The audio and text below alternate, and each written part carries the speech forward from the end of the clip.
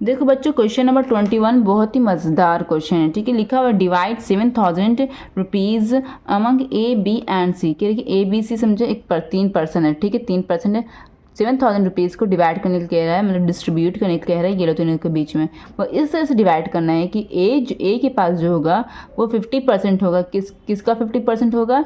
जो बी के पास होगा, ठीक है। एंड बी के पास जो होगा वो किसका 50% होगा? जो सी के पास होगा।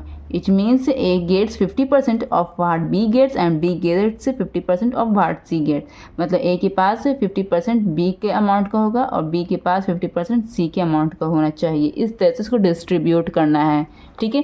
तो इसलिए चलो हम लोग कॉपी में ट्राई करते हैं। क्वेश्चन नंबर ये 21 है, ठीक है। सबसे पहले हम लोग क्या करेंगे, यहाँ पर 7000 है ना, 7000 यही है ना, इसको हम लोग को डिस्ट्रीब्यूट करना है। क्या क्या इसको हम लोग को डिस्ट्रीब्यूट करना है? किस 3% के बीच में डिस्ट्रीब्यूट करना है? ए में, बी में और सी में। सी ये लोग तीनों के बीच में डिस्ट्रीब्यूट करना है, ठीक है। तो ए के पास क्या होना चाहिए? 50% ऑफ बी होना चाहिए। जितना बी का उसका 50% ए के पास होना चाहिए। और बी के पास कितना होना चाहिए? 50% ऑफ वाट सी, है ना, ऑफ सी। बी के पास क्या होना चाहिए? 50% ऑफ सी। ये क्वेश्चन में कह रहा है ना बच्चों। बी के पास क्या होना चाहिए? सी का 50%। और सी के पास क्या होना चाहिए? सी का कोई फिक्स नहीं, तो सी का हम लोग मान लो एक्स। सी का हम लोग क्या मान लो? एक्स। ए का दिया है, बी का दिया है, सी का नहीं दिया, तो सी को हम लोग एक्स मान लेते हैं, ठीक है। तो इस तरह से होना चाहिए। तो चलो अब हम लोग इसको सॉल्व करते हैं, ठीक है।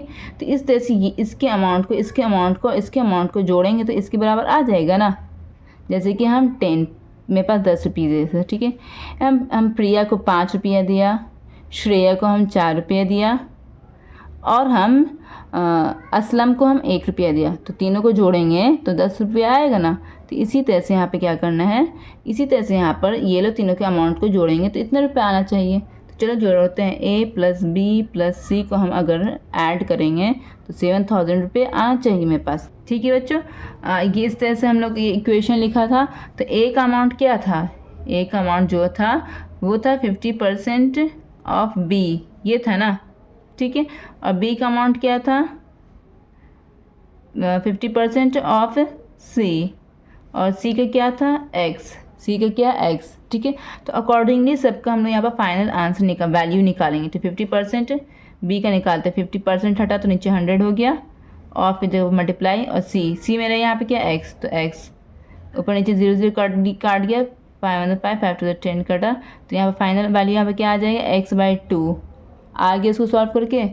अब इसी तरह से यहाँ पे ए को यहाँ पर फाइंड करेंगे। ए का वैल्यू 50%, तो परसेंट हटा तो नीचे क्या आ जाएगा? 100, ऑफ की जगह पे मल्टीप्लाई। बी का यहाँ पर वैल्यू क्या है? बी का वैल्यू मेरा ये आया था, है ना, x/2। तो x/2। ओके बच्चों, 1 0 से 1 0 कटा, 5 5 5 to the 10। तो यहाँ पर क्या वैल्यू आ जाएगा? ए का 2 2 ज़ा 4, है ना, 2 2 ज़ा 4, x/4। सी का वैल्यू x है, बी का वैल्यू x/2 है, ए का वैल्यू x/4 है। तो इस तरह से अकॉर्डिंगली हम लोग डिफरेंट वैल्यूज़ निकाल दिया तीनों का। तो a plus B plus C is equal to 7000, यही था ना। तो a क्या है मेरा? x/4 प्लस है यहाँ पर, तो प्लस दे दिया। b क्या है मेरा? x/2, फिर प्लस है तो प्लस दे दिया। c मेरा क्या है? x इज इक्वल टू मेरा क्या है? 7000। ये समझ में आया बच्चों आप लोगों को अच्छी तरह से? अब हम इसको सॉल्व करेंगे। सबसे पहले यहाँ पर एलसीएम ले लेंगे। 2 4, इसके नीचे 1 छुपा हुआ है, ठीक है। तो एलसीएम जब हम लेंगे, 2 4 का एलसीएम होता है 4। 4 के टेबल में 4 कितनी बार में आता है? 1 बार में आता है। 1 को न्यूमरेटर से मल्टीप्लाई करेंगे तो x ही होगा। प्लस 2 के टेबल में 4 कितनी बार में आता है? 2 बार में आता है। 2 को x से मल्टीप्लाई करेंगे तो 2x, प्लस 1 के टेबल में 4 कितनी बार में आता है? 4 बार में आता है। 4 को x से मल्टीप्लाई करेंगे तो 4x इज इक्वल टू 7000। अब यहाँ पर क्या करना है? ये लो तीनों को ऐड ऑन कर देना। 4 5 6 और यहाँ पर 1 छुपा हुआ है तो 7x/4 is equal to 7000। Okay बच्चों, अब यहाँ पे क्या करना है? ये डिनोमिनेटर में 4 है तो RHS में जब जाएगा तो मल्टीप्लाई में चला जाएगा। इस तरह से मल्टीप्लाई में चला गया। अब यहाँ पर x को यहाँ पर अकेला रखना हमको, और 7 को हमको RHS में भेजना है। जब 7 को हम RHS में भेजेंगे यहाँ पर से उठाकर, यहाँ पर ये मल्टीप्लाई में था तो ये डिवाइड में आ जाएगा। डिवाइड में आ गया बच्चों। इसको अब काटो, 7 1 7 7 1 7 0 0 0 इज इक्वल टू एस का यहाँ पर वैल्यू हो जाएगा 1000 into 4 is equal to S का वैल्यू यहाँ पे क्या आ जाएगा बच्चों? 4000। ये एक्स का वैल्यू आ गया, ठीक है। तो इसी तरह से हमको यहाँ पर ए बी और सी का वैल्यू निकालना है। जैसे देखो ए बी और सी का वैल्यू निकालना है, तो सबसे पहले हम ए का वैल्यू लेकर चलते हैं। ए का वैल्यू मेरा क्या आया था, x/4, ठीक है, यही आया था ना। तो x मेरा क्या आया, मेरा 4000। तो x की जगह पर 4000 को पुट कर देंगे और 4 एज इट इज डिनोमिनेटर में रहेगा। ऊपर नीचे कट रहा तो काट दीजिए, कट गया। तो यहाँ पे क्या है 1000।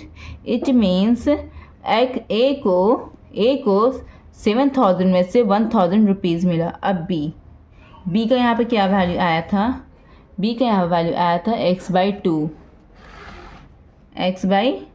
तो s का वैल्यू क्या है यहाँ पर 4000/2। ऊपर नीचे कट रहा तो काट दो, 2 to the 4 0 0 0 is equal to क्या फाइनल आंसर बी का आ गया 2000। इट मीन्स बी को जो मिला 7000 में से 2000 बी को मिला, ठीक है।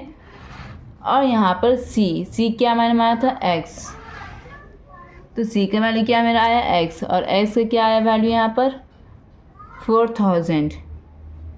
तो इट मीन्स सी को 4000 मिला, बी को 2000 मिला, ए को 1000 मिला। देखो तीनों को जोड़ोगे तो 7000 हो जाएगा, 4 5 6 8 7 7000 हो जाएगा।